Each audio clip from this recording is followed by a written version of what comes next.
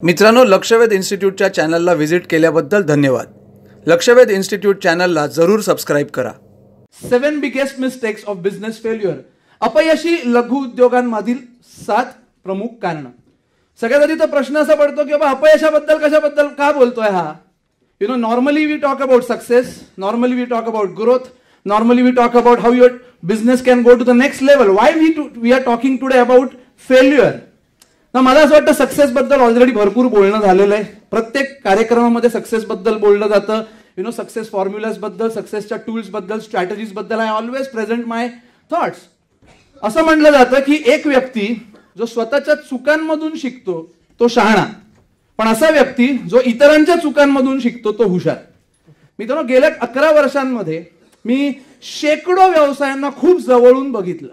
असे कित्येक व्यवसाय मी बघितले जे स्क्रॅच पासून सुरुवात झाले, जे फ्लरिश झाले. मी स्वतः देखील उद्योजक आहे. या 11 वर्षांच्या कालावधीमध्ये मी कित्येक व्यवसायांना अप्स अँड डाऊन्स मधून जाताना बघितलं. I experience it my self also.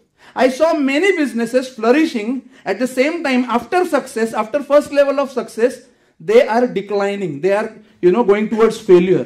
आणि मी कित्येक उद्योजकांचं हे जे फेल्युअर आहे किंवा त्यांची जी उतरती कळ आहे ती पण खूप जवळून बघितली. आणि तेव्हा प्रश्न असा पडला की असं काय होतं की एक यशस्वी, एका विशिष्ट पातळीवर बिझनेस यशस्वी झाल्यानंतर बिझनेस फेल्युअर होतोय. I asked this question to myself. आणि इकडनं हा विषयाचा अभ्यास सुरू झाला जो आज मी तुमच्या समोर मांडणार आहे. सो ज्या चुका मी आज तुमच्या समोर मांडणार आहे, आज एक अपॉर्च्युनिटी आहे माझ्याकडे, आज एक निमित्त आहे माझ्याकडे. इकडे माझ्या समोर जी उद्योजक मंडळी आहेत त्यांना मे बी एक प्राथमिक यश मिळालं असेल. त्यांना बहुतेक असं वाटत असेल की yes, I have done something significant in my life. So I think त्यांच्यासाठी या ज्या चुका जर ते कळत नकळत करत असतील तर ही एक वॉर्निंग साईन असेल.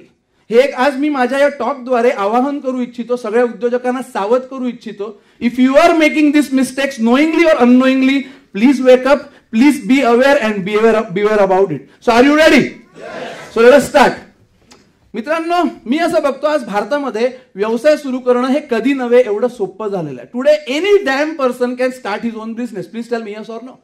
आधीसारखं कठीण राहिलेलं नाही. आज कुठलाही व्यक्ती, तो कॉलेज पास आउट असेल नसेल, 10वी पास जरी असेल तरी कुठल्याही क्षणी तो आपला स्वतःचा व्यवसाय सुरू करू शकतो. आणि कुठल्याही क्षेत्रामध्ये, सर्व्हिस इंडस्ट्रीमध्ये असेल, मॅन्युफॅक्चरिंगमध्ये असेल, टेक्नॉलॉजीमध्ये असेल, कॉन्ट्रॅक्टिंगमध्ये असेल, सोशल गोष्टींमधला व्यवसाय असेल किंवा ऍग्रिकल्चर इंडस्ट्रीमध्ये असेल, एक्सपोर्टशी संबंधित असेल किंवा ट्रेडिंगशी संबंधित असेल, anybody can start the business. What happens is after businesses are beginning, त्यांचं नेमकं होतं तरी काय? मित्रांनो, मध्ये बॉम्बे स्टॉक एक्सचेंजचे जे एसएमई डिव्हिजन आहे त्या एसएमई डिव्हिजनने एक रिसर्च केला होता लघु उद्योगांबद्दल, मायक्रो स्मॉल आणि मीडियम एंटरप्राइजेस बद्दल. त्यांना असं लक्षात आलं की मायक्रो स्मॉल आणि मीडियम एंटरप्राइजेस जे असतात त्यांच्यामध्ये एक इश्यू खूप मोठ्या प्रमाणावर आहे, and that is sustainability. Small businesses are not able to sustain. त्यांचा रिसर्च जो होता तो खरोखरच डोळे विस्फारून टाकणारा रिसर्च होता. त्यांच्या रिसर्च प्रमाणे त्यांनी असं सांगितलं की पहिल्या 10 वर्षात जे व्यवसाय सुरू होतात, पहिल्या 10 वर्षात 70% बिझनेसेस जे आहेत ते ठप्प पडतात. So almost 70% businesses are shutting down in their first 10 years itself. आणि ह्यामध्ये जर तुम्ही बघितलं, पहिले जे 2 वर्ष आहेत त्याच्यामध्ये प्रमाण जास्त आहे. पहिल्या 2 वर्षांमध्ये जेव्हा बिझनेस ठप्प पडतो, सिंपल गोष्ट आहे, ती जी प्रॉडक्ट असतो, जी बिझनेसची जी आयडिया असते त्याच्यामध्येच दम नसतो, तीच व्हॅलिडेट झालेली नसते किंवा एक strong financial business model establish करता आलेलं नसतं. पण 4 वर्षानंतर, 5 वर्षानंतर, 6 वर्षानंतर, 7 वर्षानंतर, 8 वर्षानंतर जेव्हा बिझनेस ठप्प पडतोय, ह्याचा अर्थ बिझनेस आयडियामध्ये दम नाहीये असं नाहीये. ह्याचा अर्थ बिझनेस मॉडेलमध्ये दम नाहीये असं नाहीये. ह्याचा अर्थ बिझनेस ते एका लेवलपर्यंत यश मिळवलेलं आहे पण त्याच्यानंतर उतरती कळा लागलेली आहे. 10 वर्षांमध्ये 70% व्यवसाय ठप्प पडतात, पण पुढच्या 5 ते 10 वर्षांमध्ये ह्याचं प्रमाण अजून आहे. उरलेले व्यवसाय परत ठप्प पडतात, आहेच त्या परिस्थितीत राहतात किंवा उत्तुंग यश मिळवतात. मी स्वतःला प्रश्न विचारला की असं का होतंय? संधींनी नटलेल्या या युगामध्ये झपाट्याने विकास होतोय. आजूबाजूला आज सगळीकडे विकासाचे वारे वाहत आहेत. सो असं नाहीये की अपॉर्च्युनिटीज नाहीये, असं नाहीये की आपल्या प्रोडक्टमध्ये दम नाहीये, असं नाहीये की आपल्यामध्ये पोटेन्शियल नाहीये, असं नाहीये की आजूबाजूचं वातावरण पोषक नाहीये. सगळ्या गोष्टी पोषक आहेत, पण तरी देखील लघु उद्योगांनी आपले पंख पसरून उत्तुंग भरारी घ्यायला हवी. तरी एवढ्या मोठ्या प्रमाणावर लघु उद्योग का अपयशी होत आहेत? I ask this question to myself. And not only I ask this question to myself, I see lot of small and medium enterprise owners around me, and when they are talking about the situation of failure, when they are talking about business सध्या चांगलं चाललेलं नाही, business खाली होतोय, त्यांचे काही dialogues, त्यांचे काही वाक्य मी ऐकतो. ही वाक्य मी तुमच्या समोर शेअर करू इच्छितो. त्यांची वाक्य काय असतात? सरकारच्या चुकीच्या धोरणामुळे आमचं नुकसान झालं. काय माहितीये, प्रॉब्लेम झाला मोदींनी काहीतरी धोरण आणलं आणि सगळ्यांचे वांदे झाले. तुम्ही कुठल्या तरी इंडस्ट्रीयल कॉम्प्लेक्सच्या नाक्यावर जा किंवा कुठल्या तरी इंडस्ट्रीयल कॉम्प्लेक्स मध्ये मध्ये असं लंच टाइमच्या दरम्यान वगैरे असे उद्योजक लोक वगैरे ना बीटवर उभे असतात किंवा संध्याकाळच्या वेळेला, आणि तिकडेच्या जाऊन पुढी सोडा तुम्ही. सगळे लोक आहेत ना एकाच माणसावर बिल फाडायला तयार असतात. So this is one of the dialogue I listen. चायनाच्या उत्पादनांमध्ये आमचं मार्केट बरोबर साला चायना आलं, चायनाने साला सब वाटला काढाला. हे एक डायलॉग मी ऐकतो. अजून एक डायलॉग मी ऐकतो, नोटबंदीमुळे आमचा धंदा ठप्प पडला. नोटबंदी ह्याला तसं पण धंद्यामध्ये हा तर अंबानीच होता. नोटबंदी झाली त्याच्यामुळे झाला ह्याचा ठप्प पडला. बँकांनी आम्हाला योग्य वेळी मदत केली नाही. जेव्हा गरज पाहिजे होती ना तेव्हा आम्हाला फायनान्शियल सपोर्ट मिळाला नाही. बँक आमच्या बरोबर उभी राहिली नाही.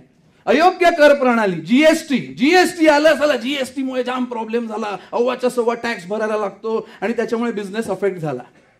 त्याचबरोबर अजून पण काही, नशिबाने मला साथ दिली नाही. काय माहितीये साला आपल्या कुंडलीमध्ये प्रॉब्लेम आहे, सध्या दिवस खराब चालू आहेत, सो त्याच्यामुळे माझा धंदा नीट. काय जण एकमेकांना हलवतात वगैरे, पण इकडे आय कॅन सी आमच्या उत्पादनांची मागणीच हळूहळू कमी व्हायला. काय झालं की अचानक यांना डिमांड कमी व्हायला लागला. अचानक डिमांड कमी व्हायला लागला आणि वाढतो तेव्हा कोण आणतो? मी आणतो धंदा. So when things are going not as per you want, you have to blame somebody. तंत्रज्ञानामुळे आम्ही मागे पडलो. काय माहिती, टेक्नॉलॉजीमुळे ना आम्ही मागे पडलो. टेक्नॉलॉजीचा हात आम्हाला पकडता आला नाही. किंवा आमच्या इंडस्ट्रीमध्ये ना सगळ्यांचीच वाट लागली. चला मेरे अकेले का ठोका नाही आहे, सब लोग का ठुका हुआ है. तो आपल्याला कसं समदुःखी आहेत आजूबाजूला. प्रॉब्लेम तुझी पण ठोकली, माझी पण ठोकली, हरकत नाही, मग मी काय एवढा काय जास्त प्रॉब्लेम नाहीये. ई कॉमर्समुळे आमचे धाबे दणाणले. सो फ्लिपकार्ट किंवा अमेझॉन या कंपन्यांमुळे आमचे जाम वांदे झाले. कुटुंबियांनी गरज असताना सहाय्य केलं नाही. हे पण एक असतं की बाबा माझं फॅमिली मला सपोर्ट करत नाही. मित्रांनो, तुम्ही जरी हसत जरी असलात, मला असं वाटतं की ज्या अर्थी तुम्ही ऍक्च्युली हसताय त्या अर्थी असे डायलॉग बहुतेक आपण आजूबाजूला आपल्या ऐकतो. Please tell me yes or no. किंवा कळत नकळत आपल्या पण तोंडून हे कधी कधी डायलॉग असे नकारात्मक मनस्थितीमध्ये येतात. माझं असं ठाम मत आहे की ही सगळी जी कारणं आहेत ना, दीज आर ऍब्सोल्युटली बुलशिट. ही कारणं आहेत ना, ही वरवरची कारणं आहेत. ह्या कारणांमध्ये काही अर्थ नाही. जर व्यवसाय ग्रो होत असेल किंवा व्यवसाय ठप्प पडत असेल, व्यवसाय यशस्वी होत असेल किंवा अपयशस्वी होत असेल, त्याच्या मागे एक आणि एकच व्यक्ती जबाबदार आहे आणि तो म्हणजे त्या व्यवसायाचा करता धरता, व्यवसायाचा जनक आणि व्यवसायाचा उद्योजक. जर व्यवसाय ग्रो होत असेल, यू आर द ड्रायव्हर, आणि जर व्यवसाय ठप्प पडत असेल, you are the driver and you have to take responsibility of it. पण मित्रांनो, मी असं बघतो की जेव्हा हे उद्योजक जे आहेत ह्या ज्या चुका करत असतात, ज्या चुका मी तुमच्या समोर मांडणार आहे, त्या चुका दाखवण्यासाठी ना त्यांच्या बरोबर कोणी नसतं. एकतर त्याच्या घरातल्या लोकांना वाटतं हा जे काय करतो ह्याचे ह्यालाच माहिती, आपल्याला काय माहित नाही हा काय धंदे करतो. दुसरं म्हणजे तो त्याच्या धंद्यामध्ये जातो, त्याच्या धंद्यामध्ये सगळ्यात जास्त शहाणा माणूस कोण? तर तो. त्याचे सगळे टीम मेंबर्सना एकच डायलॉग माहिती असतं, येस सर. त्यांना दुसरं काय माहिती नाही. Boss is always right. And that is why एक प्रकारे उद्योजक हा नेहमी एकटा असतो. So when he is making mistakes, nobody is there to point him out, nobody is there to show him a mirror. त्याला कोणी आरसा दाखवणारा भेटत नाही. मित्रांनो, आजच्या या कार्यक्रमाचं निमित्त साधून मला हा जो काही मी थोडाफार अभ्यास केला या विषयावर ज्या मला महत्वाच्या मोठ्या प्रमुख 7 चुका वाटतात, जे लघुउद्योजक पहिल्या लेवलचं यश मिळाल्यानंतर करतात, हे मी तुमच्या समोर मांडू इच्छितो. आणि पुन्हा एकदा सांगतो, हा आजचा जो माझा टॉक आहे हा एक प्रकारे इशारा आहे. हा आजचा माझा जो टॉक आहे ना, एक प्रकारे सावधतेचा इशारा आहे. If you are knowingly or unknowingly making this mistakes, then please be aware about it. आज आपण डोळे उघडू शकतो. Okay, so shall we start? So let us see what is the first mistake which an entrepreneur makes. The first mistake, according to me, the first and the most important mistake, biggest mistake is visionचा अभाव. मग भरपूर उद्योजक जे पहिल्या पिढीचे उद्योजक असतात ते जेव्हा बिझनेस सुरू करतात ना ते एकदम जोशमध्ये, मगाशी जसं गोरे सरांनी सांगितलं, कुछ कर दिखाना है, फायर इन द बेली, त्यांना काहीतरी करायचं असतं, त्यांच्यामध्ये पॅशन असतं, त्यांना फ्रीडम पाहिजे असतं, त्यांना इंडिपेंडन्स पाहिजे असतो, त्यांच्याकडे कुठल्या तरी गोष्टीचा अनुभव असतो, त्यांना स्वतःचं आयडेंटिटी निर्माण करायची असते, त्यांना यशस्वी व्हायचं असतं, काहीतरी करायचं असतं आणि म्हणून they start their own business आणि त्या जोशमध्ये ते बिझनेस सुरू करतात आणि सुरू करून चांगलं करायला पण लागतात. पण केल्यानंतर नेमकं या व्यवसायाला आता घेऊन कुठे जायचंय, नेमकं आजपासून 5 वर्षानंतर, आजपासून 10 वर्षानंतर नेमकं आम्ही बिझनेसमध्ये अस्तित्वात असण्यामागचं आमचं कारण काय आहे, where we would really like to take this business to, the place, the destination, they are not having the clarity about it. In fact कित्येक उद्योजक मी असं बघतो त्यांना त्यांचे अॅन्युअल टार्गेट्स पण माहिती नसतात.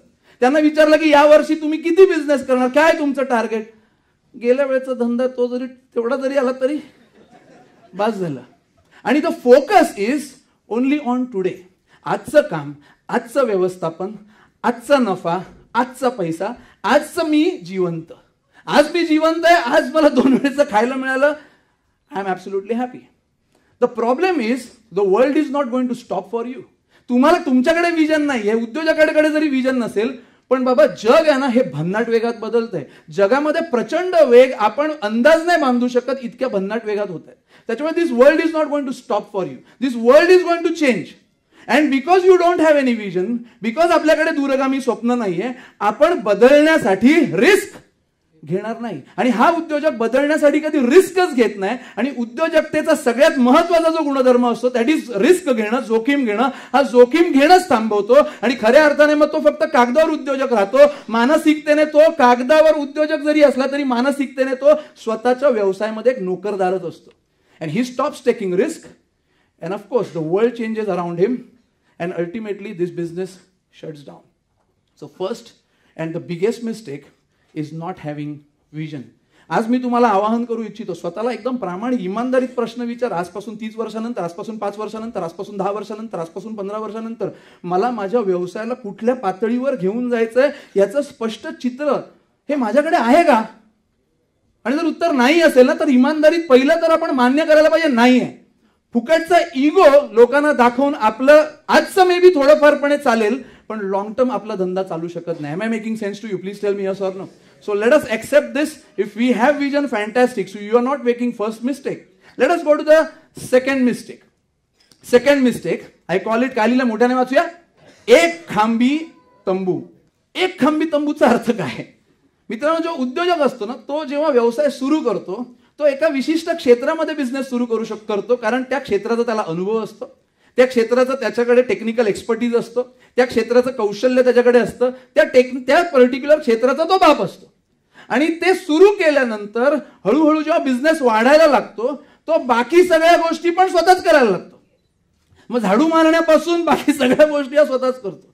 कालांतराने ह्याला अकाउंट्स पण स्वतः करायला लागतं, फायनान्स पण ह्याला स्वतः करायला लागतं, सेल्स पण करायला लागतं, मार्केटिंग पण करायला लागतं, काम पण करायला लागतं, कस्टमरला पण हँडल करायला लागतं, HR admin, purchase, everything he has to take care. Now, after first level of success, then entrepreneur should focus on building an organization. He has to think about building a team. त्याने स्वतःच्या organisation मध्ये team आणायला पाहिजे, योग्य माणसं आणायला पाहिजे, डिपार्टमेंटलायझेशन करायला पाहिजे, सिस्टम्स आणि प्रोसेसेस इम्प्लिमेंट करायला पाहिजे आणि एक संघ बांधणी, संघटना निर्मितीवर त्याने लक्ष केंद्रित करायला पाहिजे. पण उद्योजकाला हे सगळं करणं म्हणजे कष्ट वाटतं. त्याला म्हणतं अरे बाबा हे ऐसा कोई करने को बोलेगा ना वो लोग के नाद में लगने का नहीं, ये सब करने को पैसा लगता है, ये सब करने को ना ज्यादा मगजमारी करना पड़ता है. आज अपना धंधा चालू है ना, सो काय के लिए ये सब करने का. And they don't build the team, they don't build the organization. Unfortunately, they don't have a sustainable entity. Now विचार करा, जर एका व्यक्तीवर संपूर्ण व्यवसाय जर अवलंबून असेल तर त्या व्यक्तीच्या, एका व्यक्तीच्या शारीरिक क्षमतेवर, त्या एका व्यक्तीच्या मानसिक क्षमतेवर, त्या एका व्यक्तीच्या क्षमतेवर पूर्ण व्यवसाय अवलंबून आहे. जर तो व्यक्ती आहे तर व्यवसाय आहे, जर तो व्यक्ती नाही तर तो व्यवसाय नाही. मी गेल्या 11 वर्षांमध्ये असे काही उद्योजक बघितले जे आता त्यांच्या 50मध्ये एंटर करतायत, जे त्यांच्या लेट 50s मध्ये आता एंटर करतायत, जे आता त्यांची 60 सुरू करणार आहेत. आणि आता त्यांच्यासमोर खूप मोठा प्रश्न आहे की माझ्या बिझनेसचा आता मी करायचं काय. कारण माझ्या पोराने तर लहानपणापासून बघितलंय मला घासताना, मरताना बघितलं. आणि माझा पोरगा बोलतो बाकी मी काय पण करेन पण तुमच्यासारखं काय करणार नाही. आणि त्याच्यामुळे माझा आता बिझनेस मी माझ्या मुलाला पण नाही सोपवू शकत. And many of the businesses shut down because there is no successor. There is no sustainable organization behind them. And they are not able to create the legacy. So this is the second biggest business mistake, that is एक खांबी तंबू, ज्याला मी म्हणतो organisation बिल्डिंगवर लक्ष न देणं. ह्या दुसरी mistake आहे. मित्रांनो, am I making sense to you so far? Fantastic. So that is the second mistake. Let us go to the third mistake. ढिसाळ आर्थिक नियोजन. ढिसाळ आर्थिक नियोजन. प्रॉडक्ट एकदम मजबूत आहे, टीम एकदम मोटिवेटेड होऊन काम करते, मार्केटमध्ये क्रेडिबिलिटी पण खतरनाक आहे, आपली कस्टमर आपला खुश आहे, आपलं ऑफिस पण एकदम चकाचक आहे. Does that mean that you are a successful businessman? Please tell me yes or no. Are you a successful entrepreneur or not? One piece of paper that will tell you. And what is that piece of paper? Your balance sheet or profit and loss account. Now thing is that आपल्यापैकी बरेच उद्योजक, खास करून महाराष्ट्रीयन उद्योजकांच्या बाबतीमध्ये मी असं बघतो की हा जो विषय आहे ना, हा ऍब्सोल्युटली इग्नोर्ड असतो. आपल्यापैकी बऱ्याच उद्योजकांना ना आपण वार्षिक नेमकं उलाढाल किती करतो हे पण माहित नसतं. वर्षातून एकदा ते पण सीए सांगतो तेव्हा कळतं की अच्छा ये टाइम इतना हो गया क्या धंदा अपना. आणि सीए सांगतो तेव्हा कळतं, बरोबर ना सर, की बाबा आपण ने प्रॉफिट किया है की लॉस किया है. त्यांना माहितीच नाही आपलं चाललं काय. राम भरोसे हिंदू हॉटेल. आणि हे तरी ठीक आहे, हे पण जर करून जर इमानदारीत काम केलं, इमानदारीत धंद्यावर लक्ष दिलं तरी हरकत नाही. जे काय पैसे येत आहेत त्याचं ऍब्सोल्युटली ढिसाळ नियोजन. म्हणजे आता पैसे दिसत आहेत बँकेत तर काही वाटेल तसे काही खर्च करायचं. आणि थोडंफार जर यश बिश मिळायला लागलं ना तर असं यशस्वी दिसायला पण पाहिजे ना लोकांना. मग यशस्वी दिसण्यासाठी मग अशा काही एक्सटर्नल गोष्टी, मटेरियलिस्टिक गोष्टी लागतात. मग मोठी चांगली महागातली गाडी लागते, मग मोठं घर पाहिजे, मग गावाला अजून जमीन बिमीन पण पाहिजे, कारण तिकडचे लोक आजकाल बघतात आजकाल ह्याचं चांगलं चालू आहे, मग त्यांना पण दाखवायला काहीतरी पाहिजे ना. आणि हा सगळा पैसा जो आहे ना, हा धंद्यातला पैसा वापरला जातो. हा धंद्यातला पैसा असतो जो धंद्यामध्ये वापरला गेला पाहिजे, हा नको त्या गोष्टींमध्ये वापरला जातो, बेहिशोबी खर्च केला जातो. आणि हा बेहिशोबी खर्च नंतर अंगाशी येतो आणि व्यवसाय ठप्प पडतो. असे कित्येक व्यवसाय मी ढिसाळ आर्थिक नियोजनामुळे ठप्प पडताना गेल्या 11 वर्षांमध्ये बघितलेले आहेत. नंबर 4, अनैतिक कारभार. अनैतिक कारभार. ना बिझनेस म्हटलं तर काही एथिक्स आले, बिझनेस म्हटलं तर काही बिझनेसचे रूल्स आले, लॉज आले.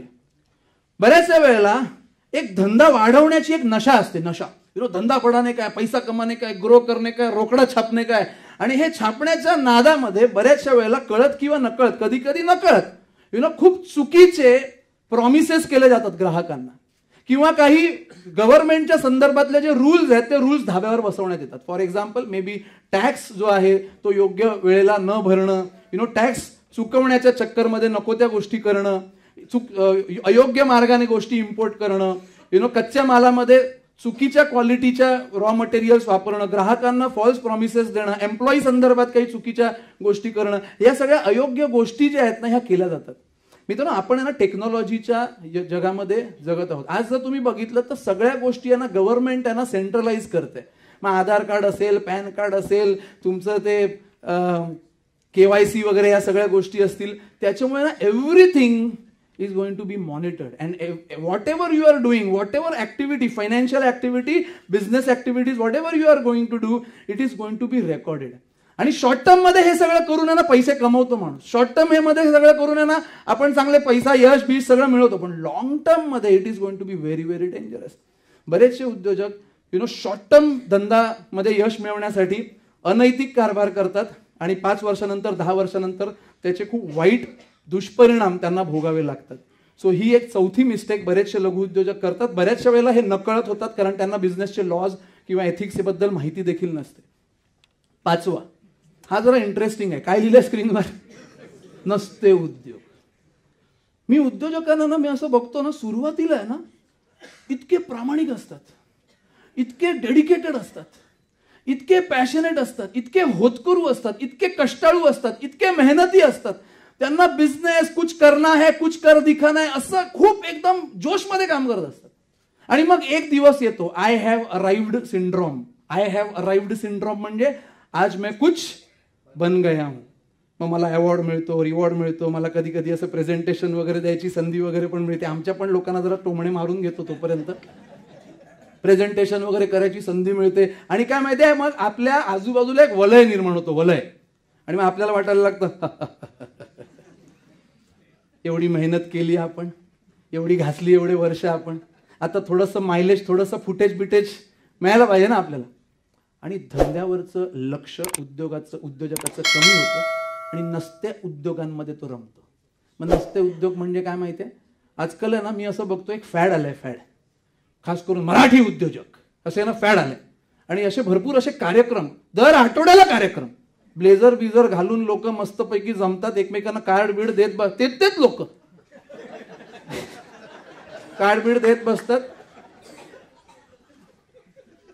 त्याचे पदाधिकारी बनतात, त्याची जबाबदाऱ्या घेतात आणि आपला धंदा सोडून तिकडे नको ते धंदे करत बसतात. अजून ह्यांचा व्यवसाय आहे ना, त्याचं जे विजन आहे ना, अजून साध्यपिद्य झालेलं नसतं, अजून ह्यांची सिस्टम प्रोसेस बिल्ड झालेली नसते, अजून ह्यांची त्यांच्या व्यवसायामध्ये पकड असणं खूप गरजेचं असतं, लगाम आपल्या हातात असणं खूप गरजेचं असतं. मी नेहमी म्हणतो एकच ध्यान करायचं उद्योजकांना, आणि ते म्हणजे धंदे पे ध्यान. बाकी सगळं ध्यान नंतर, पहिलं ध्यान धंदे पे ध्यान. जर धंदे पे ध्यान केलं ना, धंदा हेच आपलं ध्यान आहे, पण हे ध्यान सोडून हे नको ते ध्यान त्यांचं चालू होतं. आणि मित्रांनो, मी असं बघतो की तिकडे ना त्यांना मान, सन्मान, सत्कार, प्रतिष्ठा, रेकग्निशन भरपूर मिळतं. पण हे ह्या सर्कलमधले वावरणारे कित्येक उद्योजक मी भेटतो, मी त्यांच्याशी बोलतो, त्यांच्या बिझनेसची परिस्थिती मला माहिती आहे. आणि त्याच्यामुळे मी तुम्हाला छातीटोपपणे सांगतो, 10 वर्षापूर्वी त्यांची व्यवसायाची जी परिस्थिती असते ना, 10 वर्षानंतर पण ते तिकडेच असतात. त्यांच्या बिझनेसमध्ये काही एक प्रगती किंवा ग्रोथ झालेली नसते. ह्याचा अर्थ हे जे कार्यक्रम असतात ह्यांच्या मी विरोधात आहे असं अजिबात नाहीये. आमची देखील एक नेटवर्किंग संस्था आहे, मी उद्योजक नावाची. MBC असेल, सॅटर्डे क्लब असेल, all these people are doing great job. माझं असं म्हणणं आहे, पहिला साला धंदा. Will you agree with me? Please tell me, yes or no. पहला अपना धंधा, उसके बाद में आप जो भी कुछ करो, दुनियादारी जो कुछ करना है. 6th part, I think very important, sales आणि मार्केटिंग बद्दलची असमर्थता. काही वर्षांपूर्वी ना बरेचसे उद्योजक आहेत ना, एक गोष्ट अभिमानाने सांगायचे, 20 वर्षापासून धंदा करतोय, आजपासून धंद्यासाठी कोणाकडे हात नाही पसरले. त्यांना ऍक्च्युली सांगायचं काय असतं माहितीये, मला सेल्स आणि मार्केटिंग कसं करायचं माहिती नाही, पण पॅकेजिंग बघा काय. पॅकेजिंग असं आहे की अजून मी कोणापर्यंत हात पसरले नाही. नाव कॉम्पिटिटिव्ह आहे, मार्केट जाम कॉम्पिटिटिव्ह आहे. Wherever in which ever industry you are working, if there is a money, if there is a opportunity, other players are going to penetrate. And if you don't have this skill of marketing and sales, you are going to destroy your business. आपलं product उत्कृष्ट आहे याचा अर्थ आपल्याकडनं ग्राहक विकत घेईलच याची guarantee नाही, आपल्याला ते विकावं लागतं. मी बघतो बऱ्याचशा लघुउद्योजकांकडे प्रॉडक्ट आणि सर्व्हिस उत्तम उत्कृष्ट दर्जाचं असतं, but they fail to marketing. बऱ्याच उद्योजकांना मी प्रश्न विचारतो, कसा होता तुमचा धंदा, मेजॉरिटी ऑफ द बिझनेस कुठून येतो? त्यांचं उत्तर काय असतं माहितीये, mouth to mouth publicity. Mouth to mouth publicity. म्हणजे मी त्यांना विचारतो, म्हणजे तुम्ही करता काय? काय इम्रान हाशमी तुमचा ब्रँड अँबॅसेडर आहे? No, there is no word called as mouth to mouth, it is called as word of mouth. But they say mouth to mouth, mouth to mouth. नाव सांगायचा मुद्दा आहे की चांगली गोष्ट आहे, रेफरन्सद्वारे धंदा येतोय, आपल्या ओळखीच्यांमधून बिझनेस होतोय, इट इज व्हेरी गुड. पण जर तिकडनंच संपूर्ण बिझनेस येत असेल, ह्याचा अर्थ आपला बिझनेस नेमका येतोय कुठून ह्याच्यावर आपला ताबाच नाहीये. आणि जर धंदा जिकडनं येतोय त्याच्यावर आपला ताबाच नाहीये, तर ह्याचा अर्थ धंद्यावरच आपला ताबा नाहीये. So you should know from where your business is coming from. You should predict your business. You should have a marketing pipeline for that. And that many of the businesses don't do, and they fail because they don't have enough customers which they want. Last but not the least, unfortunate आहे पण सत्य आहे, backup plan नाही. मित्रांनो, आपल्या गाडीमध्ये पण ना 4 चाकं असतात गाडीला, पण एक चाक एक्स्ट्रा डिक्कीमध्ये असतं, बरोबर ना? काय म्हणतो आपण त्याला? स्टेपनी. ते एक्स्ट्रा चाक घेऊन आपण चालतो का? कारण प्रवासाच्या दरम्यान कधी काय होईल काय सांगता येत नाही, एक्स्ट्रा चाक आपल्याला लागू शकतं. बिझनेसमध्ये पण कधी काय होईल सांगता येत नाही. You have to predict some threats. असे काही दुर्दैवी गोष्टी होऊ शकतात ज्या आपण आधीपासूनच विचार करून त्याची तरतूद करून ठेवणं गरजेचं आहे. कुठल्या कुठल्या प्रत्येक बिझनेसला प्रत्येक इंडस्ट्रीला हे वेगवेगळे असू शकतात. फॉर एक्झाम्पल मे बी एक कॅश फ्लो क्रंच कधी येऊ शकतो काय सांगता येत नाही. So maybe for that particular bad time, you should have a backup plan. Maybe your business depends on systems. Your business depends on technology. Suppose technology अचानक crash झाले, system अचानक crash झाला. Are you having a backup plan for that? Suppose if you have a major business coming from 1 or 2 clients only, and suddenly that 1 or 2 clients are gone, and you are left with 80% of the business is not coming into you. So you should have a backup plan for it. Maybe तुमच्या कंपनीची काही sensitive information आहे, ती sensitive information leak होऊ शकते. Do you have a backup plan for that? Maybe you have some important people ज्यांच्यावर पूर्ण बिझनेसची मदार सांभाळलेली आहे, भिस्त आहे पूर्ण बिझनेसची, आणि हे अचानक आता ही महत्वाची माणसं सोडून जात आहेत. Do you have a backup plan for this? If you don't have a backup plan, this unfortunate situation can cause the breakdown, the failure of your business. हे खूप अनफॉर्च्युनेट आहे, ऍक्च्युली खूप दुर्दैवी आहे. पण हे मी असं म्हणेन, उद्योजकाने स्वतः जबाबदारी घेतली पाहिजे. माझा बिझनेस फेल झाला because I didn't have the backup plan. मित्रांनो, या 7 चुका आहेत या उद्योजक सर्रास करताना मला दिसतात, आणि या 7 चुका मी आज तुमच्या समोर मांडल्या. परत एकदा मी रिवाइज करू इच्छितो. पहिली चूक मोठ्याने वाचूया. काय लिहिलंय?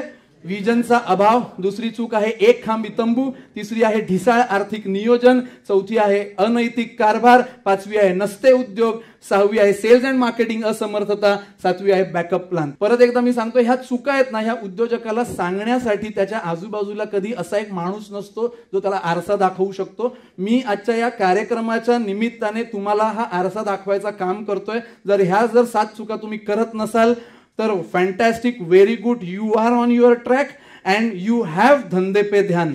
पण मित्रांनो, जर या 7 पैकी जर कुठल्या चुका तुम्ही कळत नकळत जर करत असाल तर मित्रांनो, रात्र वैराची आहे.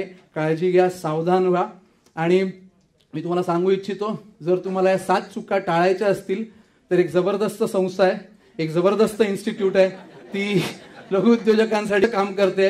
So you can come to us. We can help you to avoid these mistakes and keep your focus on your business.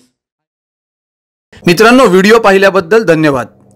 Video आवडला असेल तर लाईक करा, कमेंट करा, आणि असेच प्रेरणादायी व्हिडिओ पाहण्यासाठी लक्षवेध इन्स्टिट्यूटच्या चॅनलला सबस्क्राईब करा.